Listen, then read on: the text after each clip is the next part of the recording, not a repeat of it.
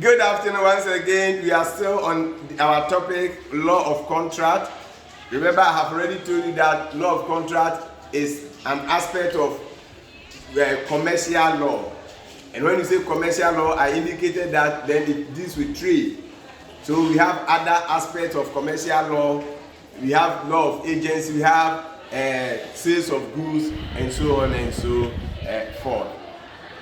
Today, we are going to consider another essential element of a valid contract. We have finished with offer, we have finished with acceptance. The two together, that will be agreement. Today, now there is offer, there is acceptance. Have you given anything of any value to the person? Have you received anything of any value from that person? So today we are going to consider consideration.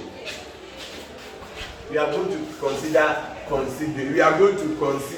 consideration. So this consideration here, please know that it is not the ordinary English that we heard. So I'm considering him. Please give me consideration. No, this is law, and in law, when they say consideration, it means different. And I've been explaining to you in our previous lessons when we were talking about the essential elements of a valid contract. I told you that if you were buying a book from somebody, you pay money. The money is your consideration. The person also has to provide consideration, and the person's consideration is the book. And I told you, at times it is not always money that you have to pay. At times the person will ask you to perform a certain act. When you perform the act, you have provided consideration. For example, in the passport, in the missing passport, the person said, if you find a passport, so what is the consideration? Finding the passport is your consideration. If somebody told you, don't do something, if you don't do it, I'll give you something, or I'll give you money. So what is your consideration? Your consideration is not doing what the person said you should not do. So we have idea as to what consideration is all about. So by the time we finish with today's lesson, you should be able to define consideration. So what is consideration? Then you should be able to explain 3 types of consideration. And finally, you should be able to state and explain at least 5 rules regarding consideration.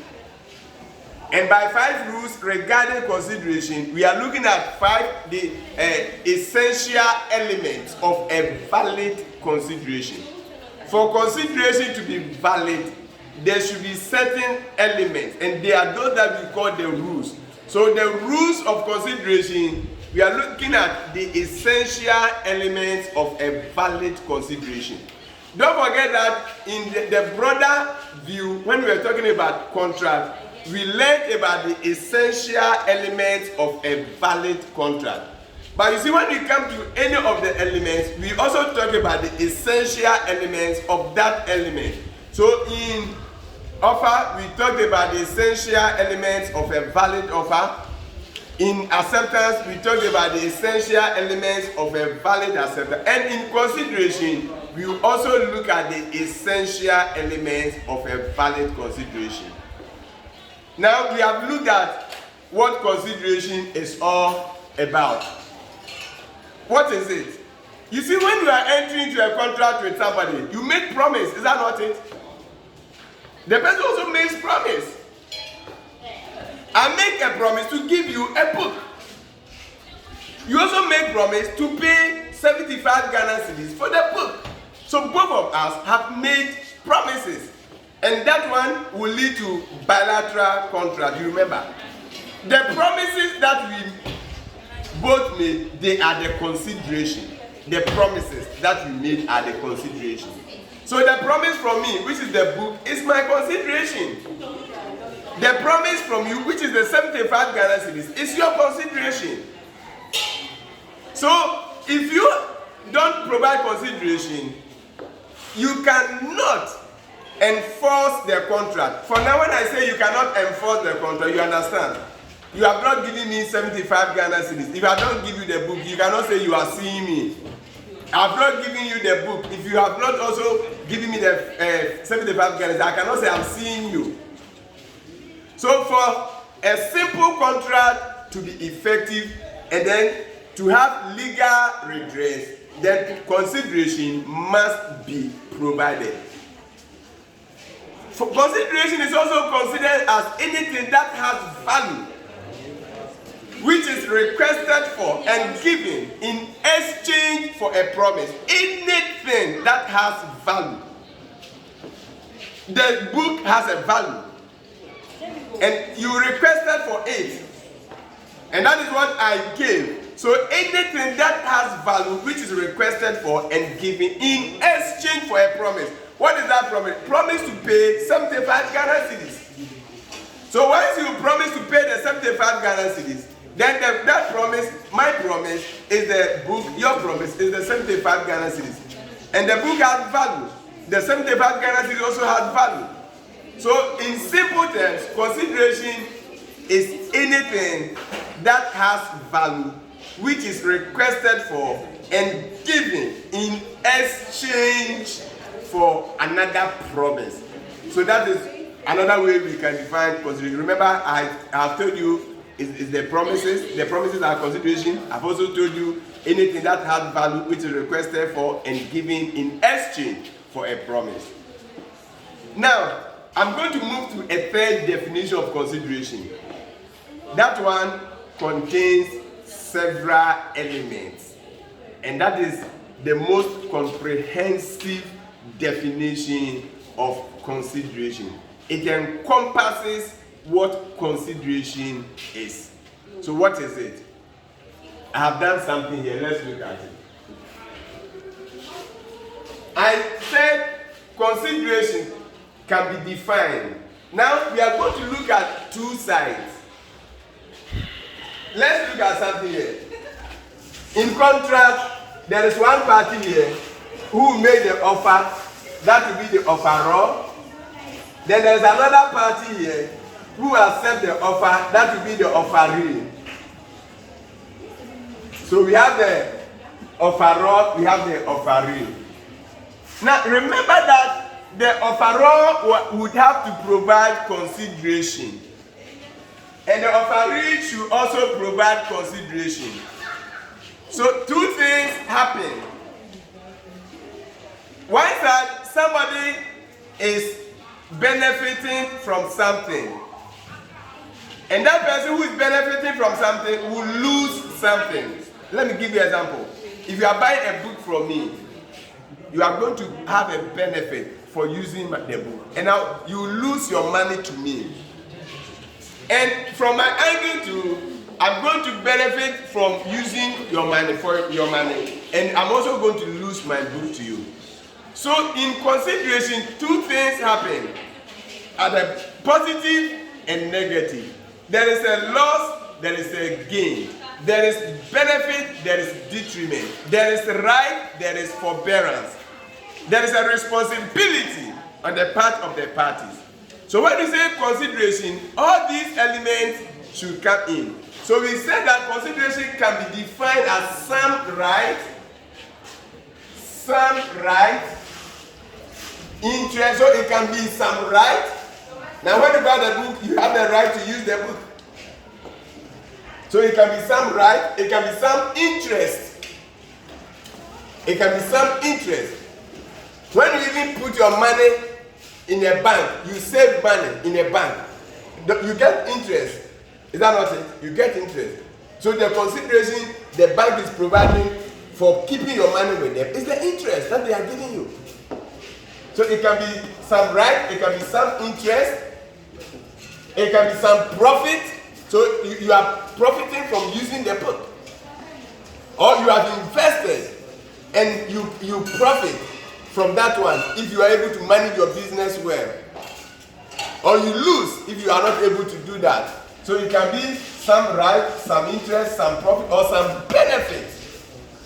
And these Positive. All these are positive things. Positive.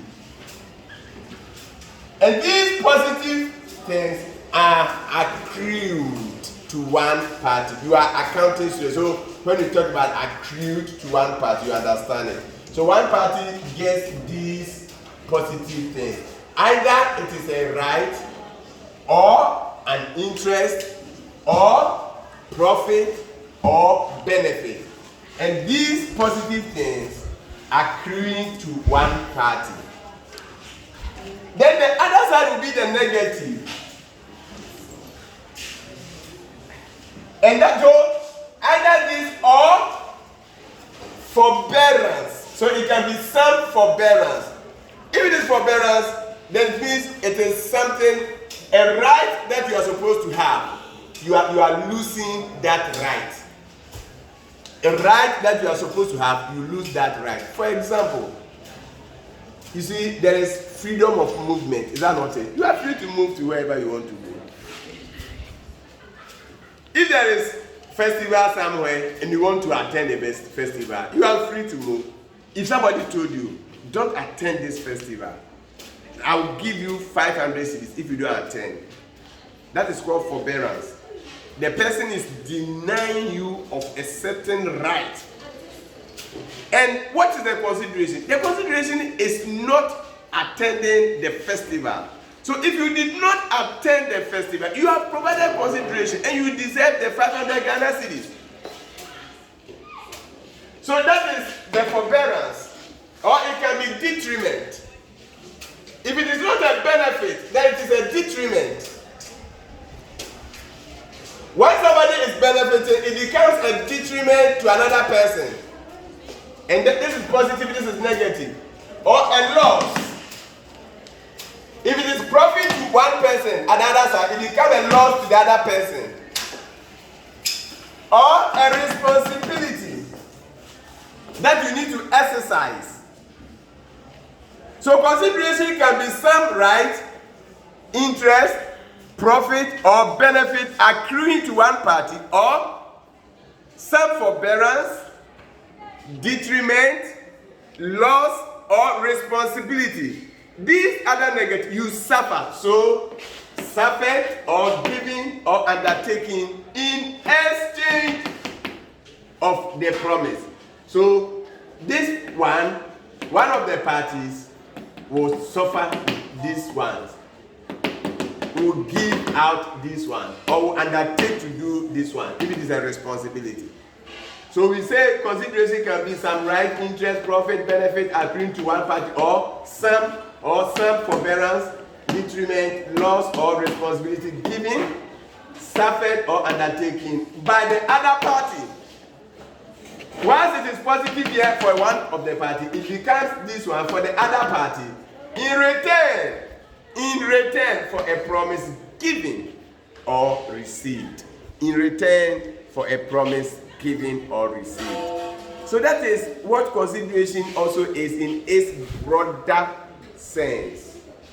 It can be some right, interest, profit, or benefit accruing to one party or the other side, some forbearance, detriment, loss, or responsibility given or suffered or undertaken by the other party in exchange for a promise given or received.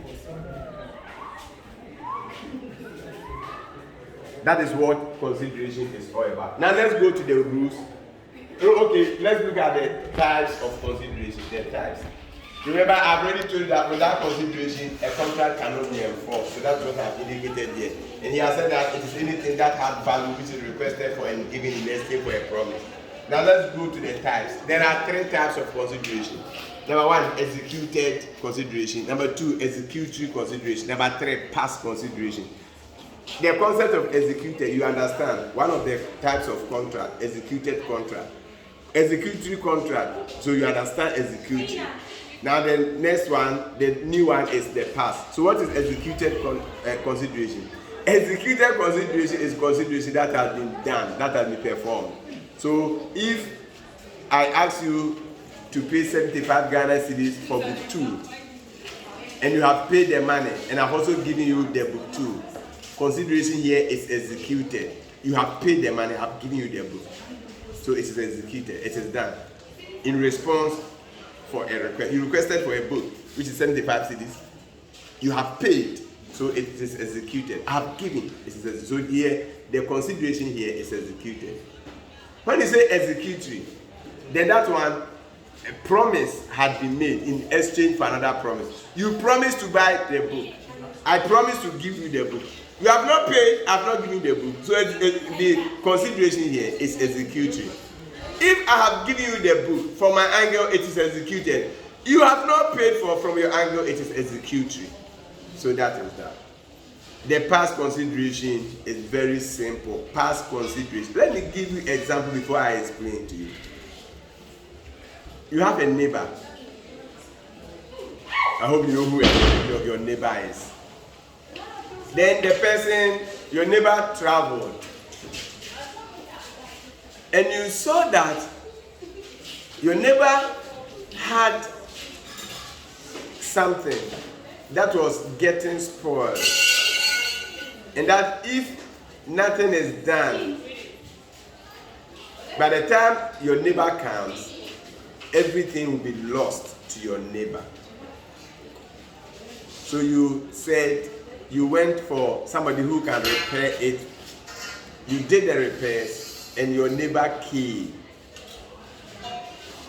Remember, your neighbor did not request for that one. Your neighbor did not tell you to do that. And you did not communicate to your neighbor that you were doing that. You remember Taylor versus Laird case. You did not communicate to your neighbor. You have done it. When your neighbor came and you told your neighbor, when you were not around, this thing happened. If I had not gone for a repairer, it would have been disastrous. So I repaired it. And it cost me 300 Ghana cedis. Then your neighbor said, thank you, I will pay. The question I'm asking you now is, which of them happened first? Did you render the service before the neighbor said he or she was going to pay, or the neighbor asked you to do it and you did it? Certainly you rendered it first. Before your neighbor made the promise to pay. Is that not it? And that is what you call past consideration. Past consideration is an act done before the promise is made. The act is done before the promise is made. You did the repairs before your neighbor promised to pay. And in law, it is called past consideration. And past consideration is not considered as consideration. So if your neighbor doesn't pay the money, you cannot sue your neighbor. If you sue your neighbor, you lose the case. The court will say that it was past consideration. And past consideration is not called consideration. So that is what past consideration is all about. So if you look at this thing here, I said executed, act done in response to a request. Executed, promise given in exchange for a promise. Past consideration, promise made after. Promise made after an act has been performed. So it's as simple as that. Now, let's go to the rules. Rule 1, we all know the rule 1, so we are not going to waste time there. Simple contracts must be supported by consideration. That means that if there's a simple contract and you don't give consideration, it cannot be enforced. So that is one of the essential elements. Without consideration, a simple contract cannot be enforced. Number 2, consideration must move from the promisee. Consideration must move from the promisee. It must move from the promisee. Let's look at this one. Here the parties are A and B. What is consideration? A tells B to weed his garden. So A tells B to weed his garden for 400 Ghana cedis. The two of them are the parties to the contract. Consideration must move from the promisee. Who is the promisee? The promiser is the one who makes the promise. The promisee is the one to whom the promise is made. So in this case, if this one requested that this one should read the farm, this is the promise. This is the promiser to read the farm. Then the promisee is this one. And this one to requested for 100 Ghana. So this one becomes a promiser and this one becomes a promisee. So take note. In this particular contract, this person is a promiser and a promisee at the same time. This person is a promiser and a promisee at the same time. Why? Because you made a promise that the person should read the farm. So you making the promise, you are the promiser. The person also said you should pay 100 Ghana cedis. So the person is so that he's also going to read the farm. So he has also made a promise and you become a promisee to that one. In that case, we are saying that it is the parties to the contract who should provide the consideration. So for example, this is the one that is supposed to read the farm. B is supposed to read the farm, not C. So if C comes to read the farm, A will not pay the money to C. So in court they will say that you are not the promisee. This one was the promisee. Now if this one too does not pay the money, and this one cannot, this one has a son called X, or let me say small a. This one has a son called small a. This one cannot go and sue the small a because the small a is not the promisee. The father is the promisee. So you can only sue the promisee, not the promisee's son. So that is what is meant by consideration must move must move from the promisee. It simply means that if you are not a party to the contract, you are not the one supposed to provide the consideration. Very soon, from consideration, when we finish that topic, we will do another topic we call privity of contract, and we shall look at something like this too. And there is a case to support that consideration must move from the promisee. Tweddle versus Atkinson in 1861. William Tweddle versus Atkinson in 1861. Let me give you the summary of the case. Now, there was a man called William Guy, and there was another man called William Tweddle. William Tweddle or Tweddle. William Tweddle. William Tweddle married the daughter of William Guy. When the two of them married, William Guy entered into an agreement or a contract with William Tweddle's father that in order to provide for the couples, your son and my daughter, they have married. I'm entering into a contract with you. If you're able to pay your son £100, I will also pay your son £200. So it was like this. X has a small, so X and Y. X is a father, Y is a father. Small x is a son, small y is a daughter. Small s marries small y. And big S enters into a contract with big Y. So the two fathers entered into agreement.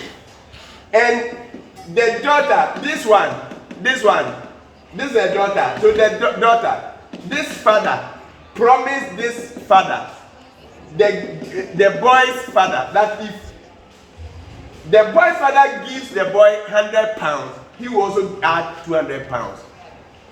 The boy's father fulfilled his promise by giving his son £100. But the girl's father, William Guy, could not fulfill that agreement in his lifetime. He died. When he died, then William Tweddle sued William Guy's executor,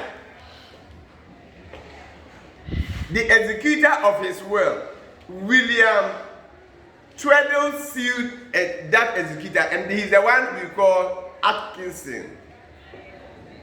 So when it went to court, heard, what did the court say? Very simple. He lost the case. The court said that there was no contract between the boy and the girl's father.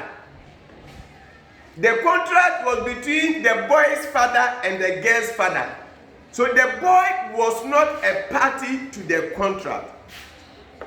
And once the boy was not a party to the contract, the boy could not enforce the contract.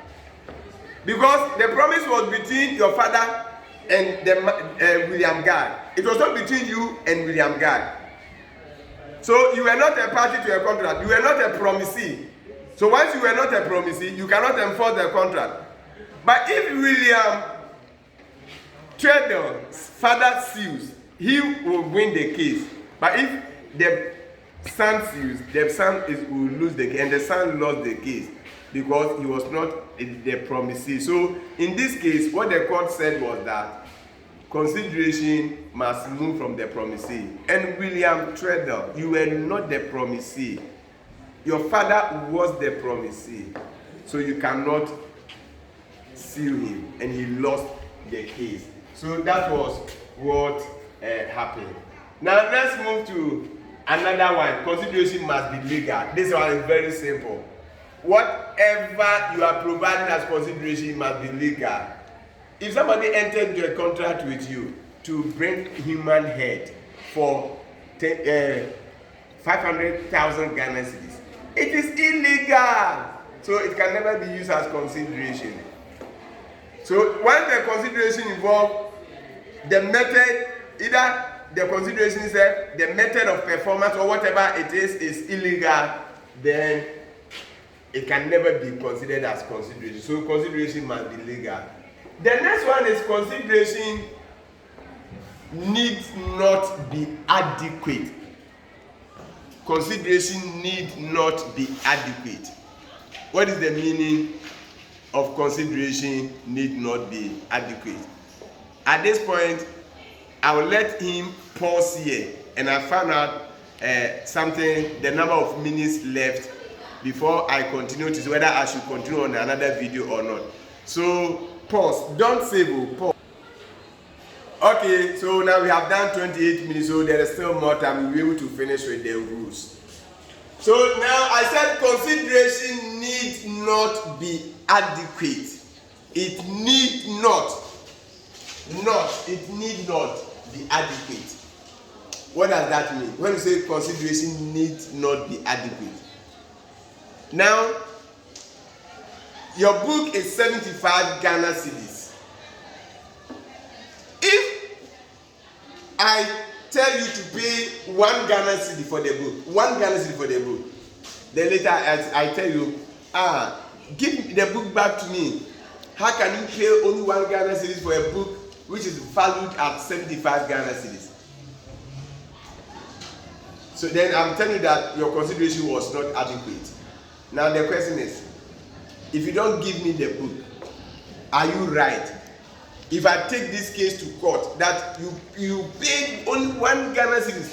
Remember, we have defined consideration as anything that has value, which is requested for and given in exchange for a promise.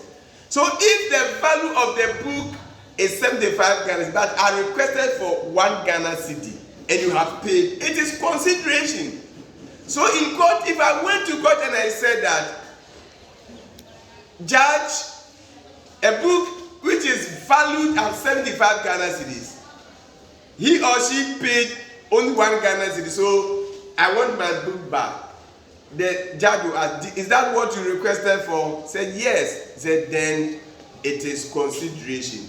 Then the judge will use this rule and say that consideration need not be adequate.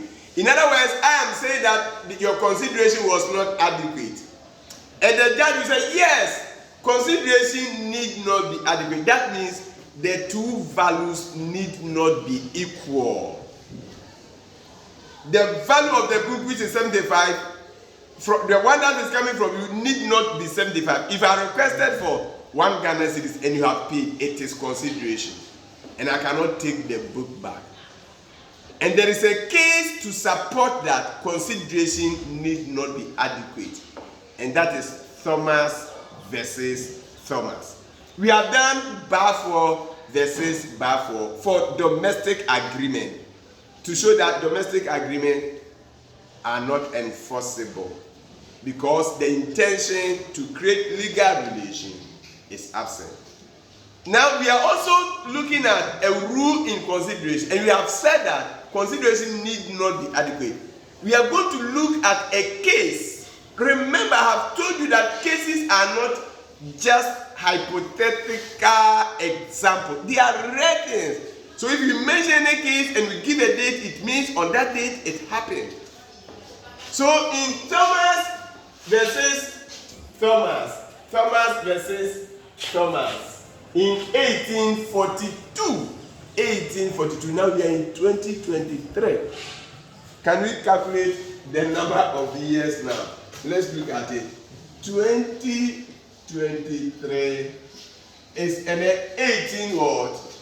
42. This minus this is equal to what? 1.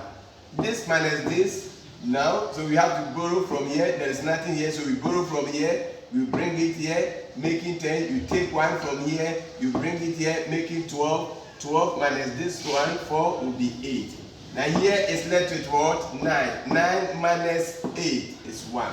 Here 0, so 181 years now. So if these people were living, then they would have been more than 200 years. Because if the case itself is 181, so you can imagine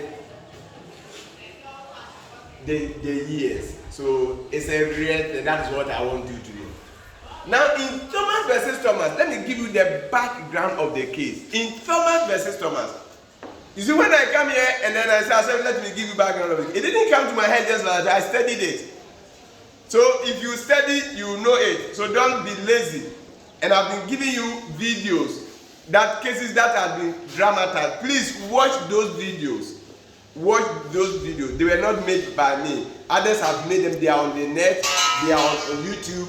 Just go. You can also go and search for even more. For example, all the cases. If you go to YouTube and you type Thomas versus Thomas, you get a lot of cases. Some of them are drama that were projects for some students in other countries. So they have made drama of them. Some of the drama they don't talk. They don't talk. But somebody will be giving commentary. So take note of that one. In Thomas versus Thomas. Now, why is it Thomas versus Thomas? Remember, Balfour versus Balfour was Mr. Balfour versus Mrs. Balfour. In Thomas versus Thomas, the woman was Mrs. Thomas, and that was a plaintiff. This was a woman, Mrs. Thomas, the plaintiff. But this was not the husband. This was the husband's brother. So this Thomas, you know, Thomas, that was their surname. So the brothers, they were all called Thomas. So that was the husband's brother. Now, the husband died. But while the husband was living, the husband had the intention that should the wife survive him. In other words, if he dies and the wife is still living, there was a house. He was going to give the house to the wife. The brothers knew of their brother's intention. So when their brother died, unfortunately for Mrs. Thomas, Mr. Thomas did not make a will. But because the brothers were aware of their brother's intention, they told the woman, they said, Mrs. Thomas, pay £1 a year and continue to stay in the house till you marry. So that was the agreement they entered into with Mrs. Thomas. She was supposed to stay there and pay £1, one, like this, pound, a year till she marries or married. Then one of the Thomases also died. When he died, the other Thomas said the woman should leave the house on the condition that the £1 that the woman paid was not adequate. How can you stay in a house and you pay just £1 for a year, not a month, for a year? So leave the house. And the woman sued him. And the woman, the same Thomas, sued this Thomas that wanted to eject him from the house. When it went to court, held, it was held that the £1 that she paid, because that was what was requested for, and she had paid it, then it was consideration. And the court said that consideration need not be adequate. So she won the case and stayed in the house. So that is what this case is all about. I hope you have understood it. Another rule is that consideration must be sufficient. That's another rule. Please notice the rule, the fourth rule that we just learned, we said consideration need not be adequate. So the word adequate, need not. But when we come to sufficient, we said consideration must be sufficient. Take note, consideration need not be adequate is one essential element of a valid consideration. Consideration must be sufficient is also another element. Note that sufficiency of consideration and adequacy of consideration, they are not the same. So don't think that the word adequate here is synonymous to sufficiency. They are not the same. So what is the meaning of consideration must be sufficient? What is the meaning? Now, the meaning is that whatever you are providing as consideration must actually be a consideration. And that, number one, it should not be an existing contractual obligation. Let's come here. Number one, or let me see whether I did something here like that. Consideration must be. Yeah, okay, I have done a notice, so let me consider it.